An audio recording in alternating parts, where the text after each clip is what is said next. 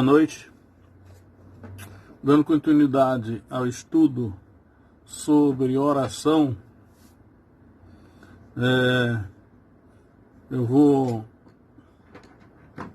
refletir agora sobre a questão da quantidade e da qualidade da oração coletiva.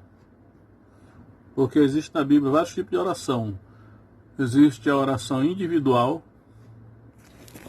Essa é a responsabilidade de cada um de nós, né? Quando Jesus disse: quando orardes, entra no teu quarto, fecha a porta e ora a teu Pai que está em secreto, e teu Pai que vê em secreto te recompensará. Mas existe a oração coletiva. E a oração coletiva são várias pessoas orando. E aí o que nós não podemos deixar acontecer é que às vezes, por exemplo, hoje nós não podemos nos reunir, né? Aglomerado de pessoas está proibido por causa da questão da pandemia. E aí alguém pode de repente dizer: então eu estou justificado em não orar, porque nós não podemos nos reunir para orar. Então Deus vai compreender que eu não posso orar porque está proibido. Só que isso não é certo, porque a oração individual é responsabilidade nossa. Nós sempre podemos orar a nossa oração individual, só nós e Deus, né? Então, a oração coletiva é outra história. Mas eu quero falar a respeito da oração coletiva, porque também ao longo da minha vida cristã, tenho observado que a oração coletiva, às vezes marcada pela igreja, pela liderança da igreja, ela não é bem vista, né? E realmente, se nós marcarmos reunião de oração, geralmente dá pouca gente. Às vezes diz assim, 4 gatos pingados. Aí às vezes os líderes têm que enfeitar com alguma outra coisa, né? Oferecendo algo a mais para que as pessoas possam comparecer, porque a tendência do ser humano, pelo menos que tenho visto, é comparecer a um lugar para receber algo em troca, né? Então, eu estou precisando de uma bênção, eu vou lá na reunião para receber uma bênção, um livramento, né? Alguma coisa do meu interesse. Mas a oração intercessória, geralmente essa oração intercessória, a oração coletiva, não só intercessória, mas a oração coletiva, ela exige pelo menos um pouco de altruísmo, né? O que nós podemos fazer pela igreja e pelos irmãos, porque uma das orientações da Bíblia é orar por todos os santos. Às vezes ela não é bem concorrida por isso, mas vamos analisar aqui. A Bíblia é um livro de guerra, né? No Antigo Testamento é cheio de guerras, a nação de Israel só vivia em guerra, porque eles eram cercados de inimigos e também Deus tinha dado algumas ordens. Então eles estavam constantemente em guerra. Só que as guerras do Antigo Testamento eram guerras físicas, contra inimigos físicos, com armas físicas, e assim eles viviam em guerra. No Novo Testamento a coisa muda, né? Por isso aí tem que ter cuidado, porque as cruzadas estão aí para mostrar o perigo da má interpretação da Bíblia e aplicar os princípios do Antigo Testamento ao Novo Testamento. Então, quando chega no Novo Testamento, a guerra da igreja passa a ser guerra espiritual. Então, e a guerra espiritual é real, né? Nós estamos guerreando contra espíritos, seres invisíveis, sob o comando de Satanás, que é um espírito, e as armas também não são carnais, Paulo diz, né? As armas da nossa milícia não são carnais, mas poderosas em Deus para a demolição de fortalezas. Ou seja, não são armas físicas, são armas espirituais.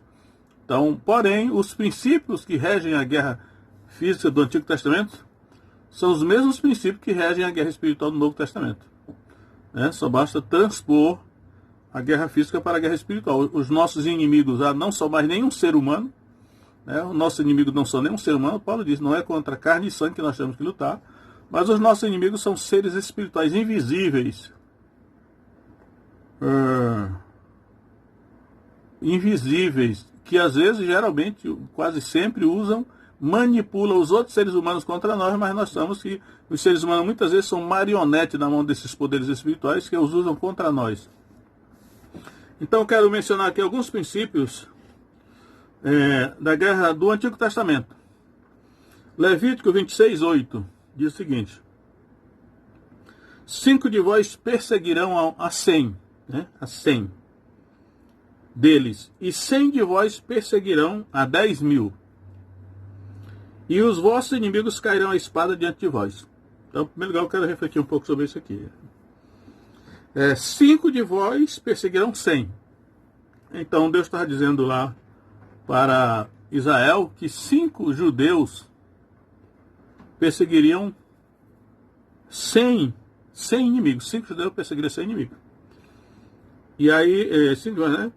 E 100, se nós fôssemos usar aqui a nossa lógica, era assim: se 5 judeus perseguiriam 100, 100 judeus deveriam perseguir, aí eu tenho que fazer a conta aqui, né? 5 perseguirão 100, significa que um perseguiria 20, era 1 para 20, um judeu perseguiria 20 inimigos, por isso que 100 perseguiriam 100 inimigos. Se um perseguiria 20, então 100 perseguiriam 2.000, né? 100 perseguiriam 2.000. 2.000 inimigos. Um judeu era para perseguir 2.000 inimigos. Só que diz assim: 5 de vós perseguirão 100, e 100 de vós perseguirão 10.000.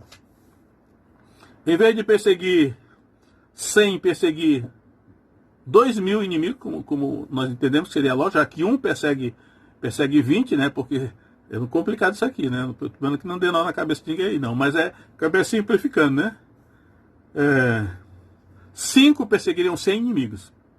Se nós dividirmos 100 por 5, vai dar 20. Então, um judeu só perseguiria 20.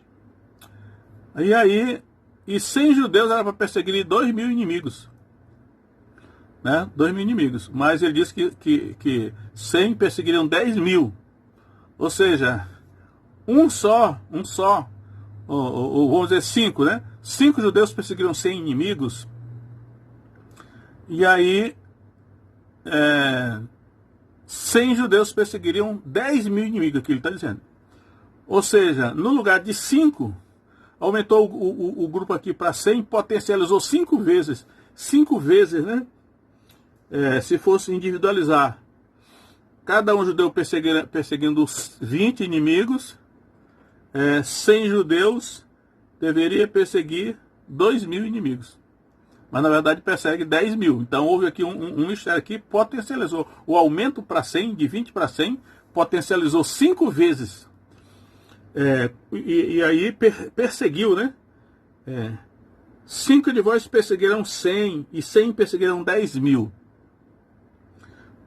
Isso aqui é no sentido físico, literal. E aí, quando eu transponho isso para o Novo Testamento, eu vou colocar a arma espiritual aqui que eu estou considerando, é a oração. No Novo Testamento, arma espiritual, oração é uma das armas espirituais, das mais poderosas. Então, um crente da igreja deverá, né, um só crente da igreja deverá botar um só crente da igreja 20 demônios para correr. E 5 crentes orando junto, deve botar para correr 100 demônios. Mas se juntar uma reunião de crentes orando, 100 crentes orando, bota para correr 10.000 demônios, né? E inimigos invisíveis. Essa aí é a proporção, né, da questão da quantidade e da qualidade. Às vezes eu mesmo tenho falado contra a qualidade, contra a quantidade, em prejuízo da qualidade. Eu tenho dito, e é verdade, que não adianta ficar assim, 100 crentes relaxados, infiéis, orando. É melhor que só 5 crentes fiéis, ou até um só, esteja orando, porque Deus vai responder ao que é fiel. Né? Nesse negócio assim, Deus responde conforme a fidelidade, né? Conforme a obediência, a qualidade. Tem uma hora que Deus diz nos profetas, acho que é Ezequiel, acho que ele diz assim: se Noé, Daniel e Jó estivessem entre vocês aí, eles só salvariam as suas próprias vidas, mas nem os filhos eles salvariam. Né? pela piedade deles. Então, a qualidade da pessoa que ora é decisiva na resposta de oração. E aqui nesse texto de Levítico, eu vejo que ele diz assim: e os vossos inimigos cairão a espada diante de vós. Então, os inimigos aqui, né, eram literais, mas no caso da igreja são demônios, espíritos invisíveis, cairão a espada diante de vós. Então, você vê que a arma que ele está usando aqui agora, ele está falando que é a espada. A espada é a palavra de Deus, Efésios 6:17, né? A espada do Espírito, que é a palavra de Deus. Então, na guerra espiritual, e aqui nessa guerra física eles usavam espada, naturalmente usavam outras armas, né, como lança, arco e flecha, mas por excelência a arma que era usada na guerra era a espada. E aí, a espada, né, os vossos inimigos cairão a espada diante de vós. Então, veja que os demônios, eles sabem que é letal para eles é a palavra de Deus. E a palavra de Deus é manejada pelo Espírito Santo, através de nós, né? Então, mas o que estou querendo mostrar aqui é que esse grupo aqui, de 5 crentes, né, botarão para correr 100 demônios, né? Agora, em vez de 5, vamos colocar a reunião de oração. Tem 5 crentes na reunião de oração. Dá para botar para correr 100 demônios. Mas se houver 100 crentes na reunião de oração e tiverem qualidade de vida, eles botarão para correr 10 mil demônios, que já é muito demônio para correr, né? Então, esse é um princípio que eu quero orar na guerra espiritual do Novo Testamento, que está escondido no Antigo Testamento, nesse texto de Levítico 26:8.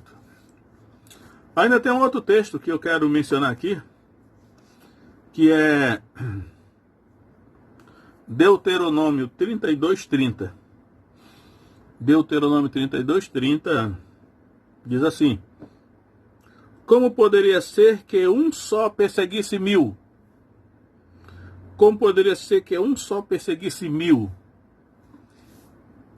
Moisés está aí, né, falando com o povo de Israel, e naturalmente ele estava já chegando ao final da sua caminhada pelo deserto, onde houve muitas guerras no deserto, houve várias guerras, até contra gigantes. Og, rei de Bazã, Sion, rei dos amorreus, eles eram gigantes, e porque eram gigantes, eram os líderes das suas nações, guerrearam contra Israel, mas Israel derrotou esses povos, né, mesmo com um gigante na liderança deles. E na luta física, com espada e lança, os gigantes naturalmente eram seres muito, muito importantes nessa luta, né?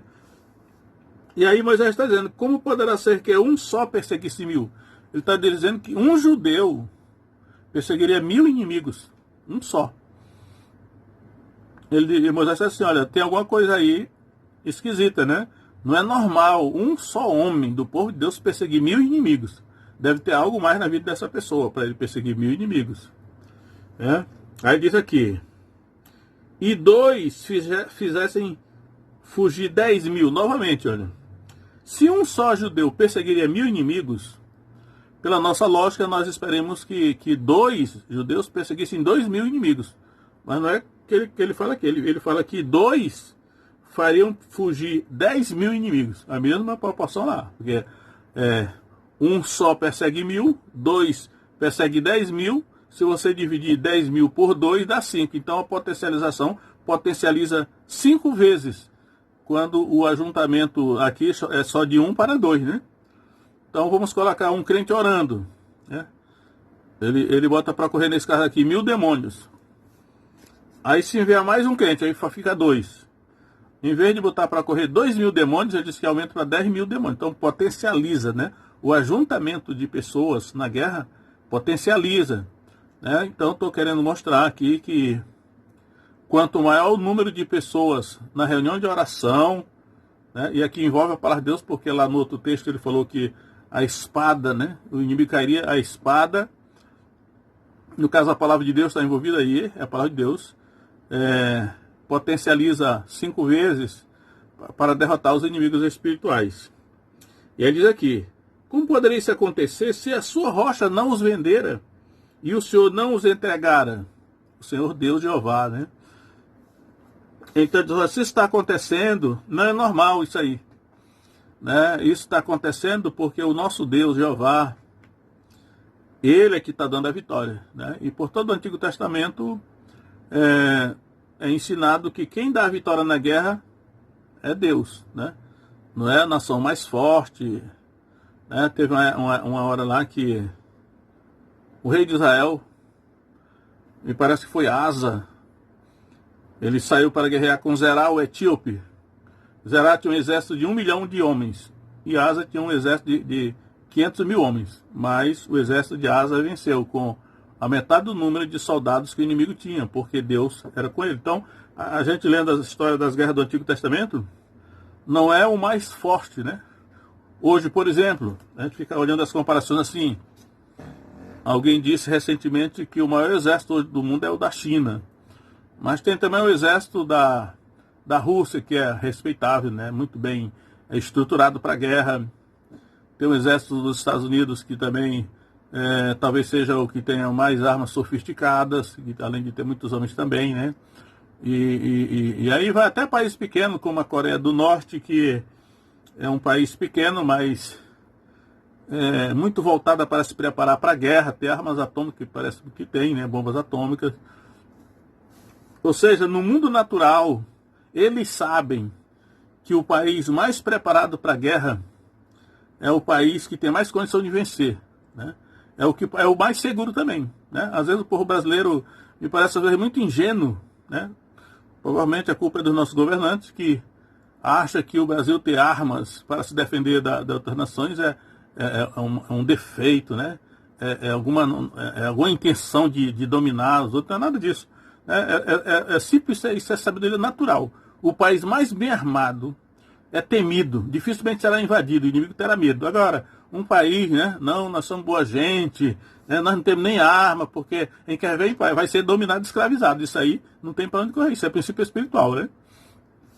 Então, isso é no natural. Todavia, nesse caso aqui, como a nação de Israel não era uma nação comum, era uma nação que tinha aliança com Deus, né? Então, eles venciam seus inimigos pela intervenção divina. Intervenção divina. Agora, se não contar com a intervenção divina, quem vence é o mais forte, o mais bem armado, né? E hoje parece que é assim, o que mais mente, o que mente melhor, é o que vence. Porque a guerra, acho que a maior arma da guerra hoje é a mentira, para enganar o povo, né? Muito bem, então, mas aqui eu estou querendo falar para a igreja. Né? Aqui a igreja não é o Brasil que tem aliança com Deus. Não é o Brasil que tem, né, que é o povo de Deus, né? Mas é a igreja, seja a guerra do Brasil, ou seja a guerra da China, é quem tem aliança com Deus. Aliás, eu tenho ouvido boas notícias da guerra chinesa, né? Uma igreja realmente tem sido provada no fogo da perseguição e tem sido aprovada. Então a guerra da China hoje é uma igreja exemplar na face da terra. Mas a guerra brasileira tem que olhar para isso aí. Então, se a igreja brasileira tem uma aliança com Deus, for fiel na aliança, Deus intervirá em favor dela. E aí, o resultado não foi isso aqui que ele está dizendo, né? Como poderia ser que um só perseguisse 1000 e 2 fizessem fugir 10.000, se a sua rocha não os vendera e o Senhor não os entregara? A igreja, isso aqui é armas espirituais, não são armas físicas. Armas espirituais é a oração, a palavra de Deus, né? Oração, a palavra de Deus, e na sinceridade, né? Não adianta querer enganar, porque Deus não pode ser enganado, Ele sabe tudo. Mas aí são os princípios espirituais. Então, hoje, quando nós, por exemplo, fizemos reunião de oração, né? Aí tem 4 gatos pingados.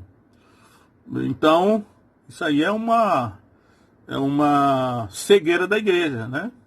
Ela não percebe que está em guerra, e que é na reunião de oração, né? Talvez o termômetro da igreja seja reunião de oração, né?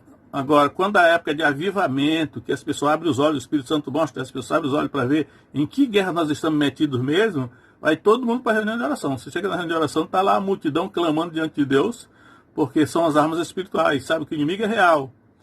E a nossa vida depende disso, de vencer o inimigo. E Deus nos deu armas para isso. Só que nós precisamos aprender a usá-las e precisamos usá-las, né? Armas espirituais. Oração, a palavra de Deus. Né, quando eu cito esse texto de Paulo em 2 Coríntios, capítulo 10, verso, acho que verso 4 em diante, 5, diz assim, né? Ainda que militando na carne, ainda que andando na carne, não militamos segundo a carne, porque as armas da nossa milícia não são carnais, mas poderosas em Deus para a demolição de fortalezas. Então, quer dizer, essas fortalezas aqui são fortalezas intelectuais, ideológicas, são ideologias que se tornaram fortaleza na mente do povo, porque foram colocadas. O diabo colocou ideologias, ideias, conceitos na mente do povo.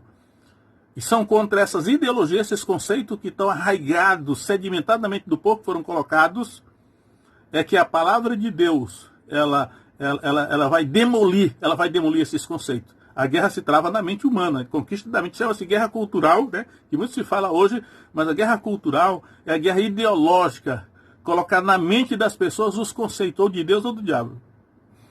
Então aí está aí, né? Como poderia. Agora,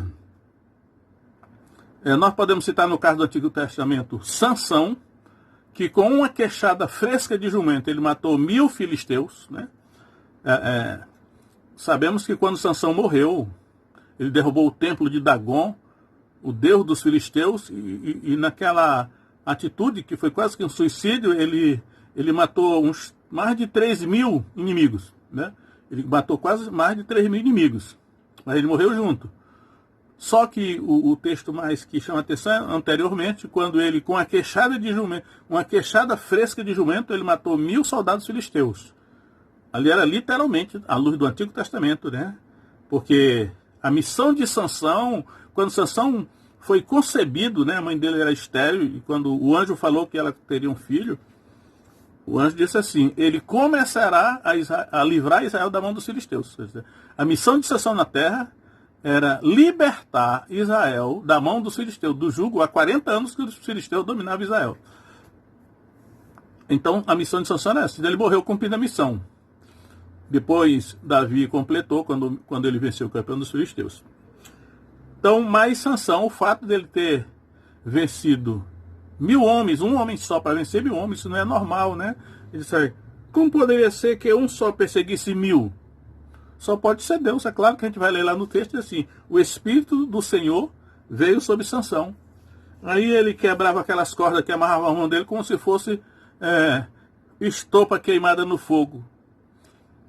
Só que quando chega no Novo Testamento, o objetivo de Deus não é mais esse, né? Quando o Espírito Santo vem sobre um homem no Novo Testamento, não é para matar ninguém, né? Mas é para guerrear contra inimigos espirituais e por excelência, a arma é a palavra, que é a espada do Espírito, né? Não é para matar ninguém, mas é para vencer o inimigo invisível, espíritos que manipulam pessoas e nações. E aí nós temos também o caso de Gideão, no capítulo 6 de Juízes. Gideão, ele, com 300 homens selecionados, que Deus selecionou 300 homens, ele vai à guerra contra os midianitas, os amalequitas e os filhos do Oriente. E aí, numa batalha que eles têm lá, né, lá no final, vai dizer que eles mataram 120.000 homens do exército inimigo só com os 300. Os 300 excluídos de Gideão. E foi lá, viram que não faltava nenhum, não morreu nenhum dos 300 na guerra. Ou seja, um milagre, uma intervenção divina, que só mesmo quem está em comunhão com Deus, em contato com Deus, sob a direção de Deus, a obediência a Deus, é que pode esperar um milagre desse. Mas, isso transpondo para a guerra espiritual, o Novo Testamento, né, não aponta para guerras físicas, mas guerras espirituais. E aí, quando chega no Novo Testamento, eu quero mostrar o seguinte: é perigoso, né, não fazer distinção entre os dois testamentos, né? Eu vejo que muita gente não faz distinção entre os dois testamentos, não, porque tudo é a palavra de Deus. Vai querer aplicar os princípios do Velho Testamento do Novo, a pessoa vai fazer alguma tragédia, né? Eu acho que foi nisso que as cruzadas se basearam, né? Interpretando uma palavra de Deus, fizeram lá uma série de coisas erradas, né? Mas o Novo Testamento começa em Lucas, capítulo 1, no verso 10 diz assim: toda a multidão do povo estava fora, orando a hora do incenso. Toda a multidão do povo. Aqui nós vamos aqui. Então, no início do Novo Testamento, porque Lucas é o que começa mais remotamente para trás, né? Remotamente é distante, né? Para trás é Lucas. Então ele começa mostrando esse cenário em Jerusalém.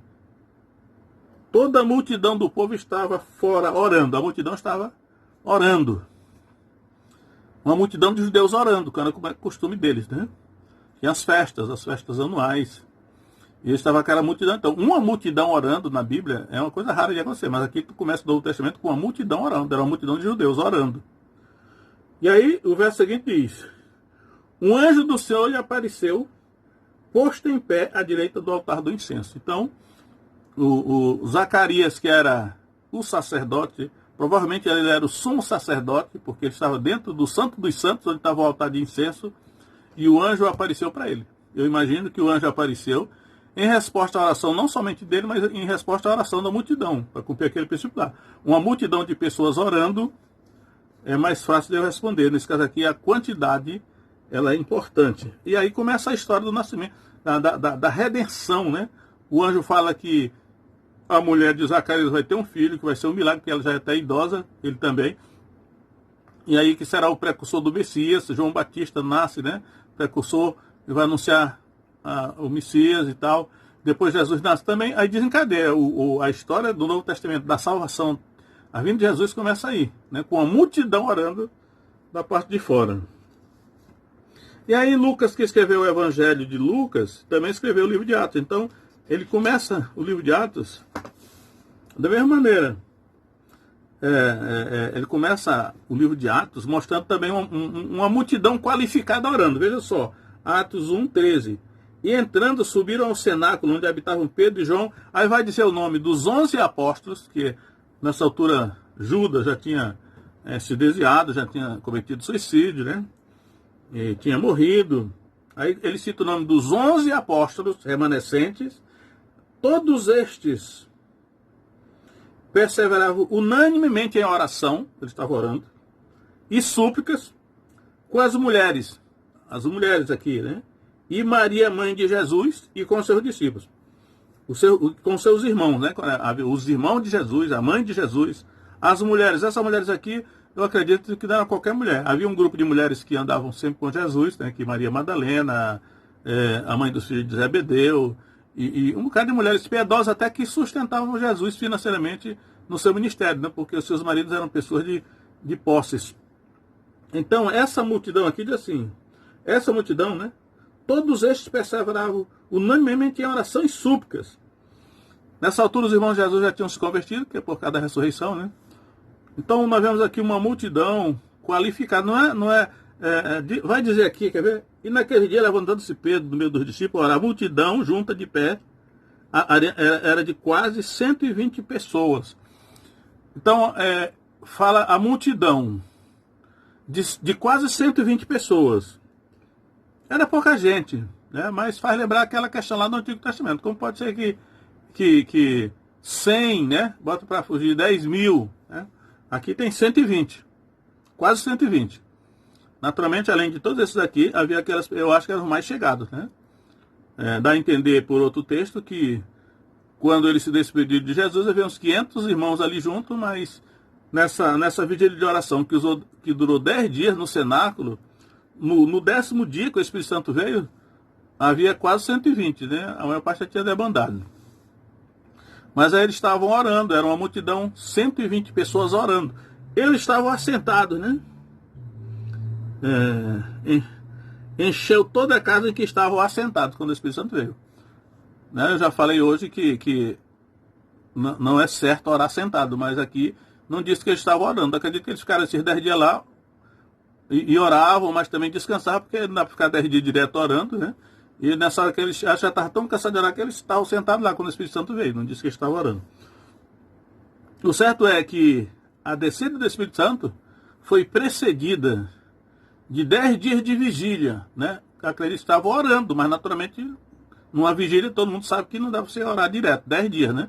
Tem hora que você para descansar e tal. Mas o princípio é o mesmo. Eles estavam para entrar em guerra, por isso Jesus disse: ficai, porém, na cidade de Jerusalém, até que do alto seja revestido de poder. Porque para entrar nessa guerra tem que estar revestido de poder. Se não tiver revestido do poder do Espírito Santo, não sobrevive, porque é contra Satanás e as suas hostes, eles vêm para cima mesmo.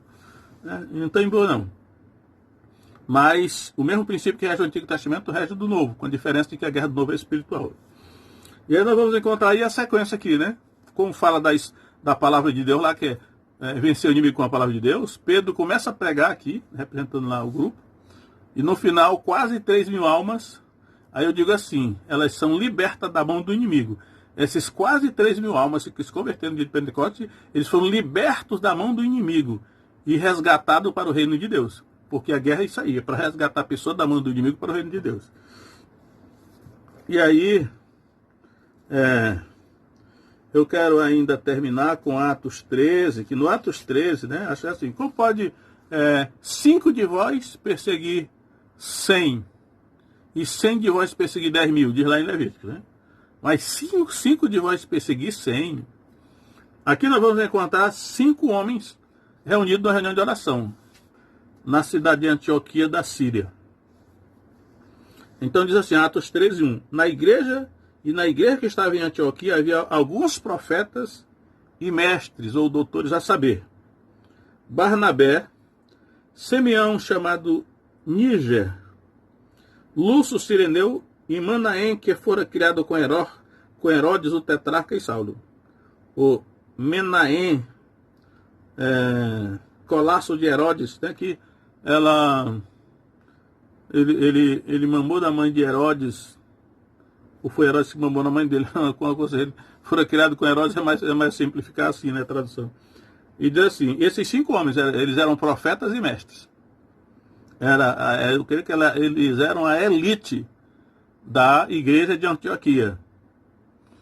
E aí, né, servindo eles ao Senhor. Ele estava aí, não especifica, mas eu acredito que era uma reunião de oração, né? Servindo eles ao Senhor. E jejuando, aqui já entrou o jejum, provavelmente estava numa reunião de oração com jejum, né? Uma forma de consagração, ninguém sabe por quantos dias. Mas aqui, vejam só que era só a liderança, era uma elite, né? Por isso que eu digo, nesse caso aqui, a ênfase é na qualidade. Eles eram profetas e mestres. Eu creio que o povo não está com eram 5 homens. Só que eram homens qualificados. Aí diz aí. Disse o Espírito Santo, apartai-me a Barnabé e a Saulo para obras que eles tenham chamado. Então, jejuando, orando e pondo sobre as mãos, os despediram. Assim estes, enviados pelo Espírito Santo, desceram a Seleu, saíram dali e navegaram para Chipre. Então, e aqui eu quero ressaltar essa questão de que na oração, né, que nessa oração você vê que ela está sempre a oração com a palavra, que acrescentou o jejum. Então, a gente sabe que isso, a oração, né, a palavra de Deus, o jejum, realmente eu sei que é difícil jejuar. Eu pessoalmente raramente tenho jejuado, porque realmente é muito difícil, porém sabermos da eficácia do jejum no meio disso aí. São armas espirituais necessárias para vencer essa guerra na qual nós estamos envolvidos. Nós estamos em guerra. O cristão está em guerra. Nossos inimigos são invisíveis, né? E às vezes ele faz até as pessoas acreditarem que ele não existe. Até muitos crentes talvez acreditem que ele não existe, ou então que ele não vai mexer comigo, se eu não mexer com ele e tal. Porém, nós estamos nessa guerra aí. Mas o que eu quero deixar aqui registrado é o seguinte, que em determinadas ocasiões, como esse caso aqui, só a liderança da igreja, né?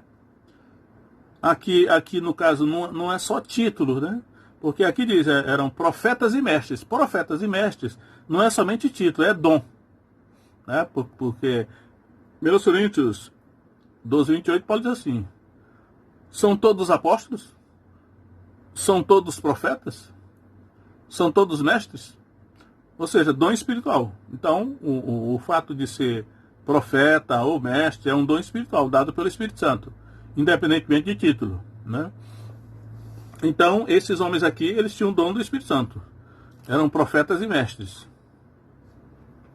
E eles estavam se consagrando, acredito que estavam em oração e jejum, né? A palavra de Deus devia estar estudando também. E aí o Espírito Santo falou com eles.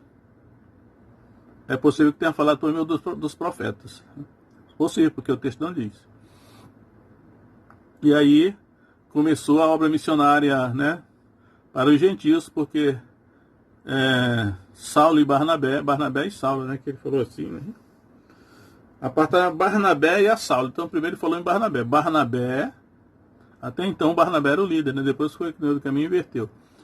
E aí começou a história da obra missionária para resgatar os gentios, ou seja, os gentios estão cativos, os gentios estão presos nas mãos de Satanás.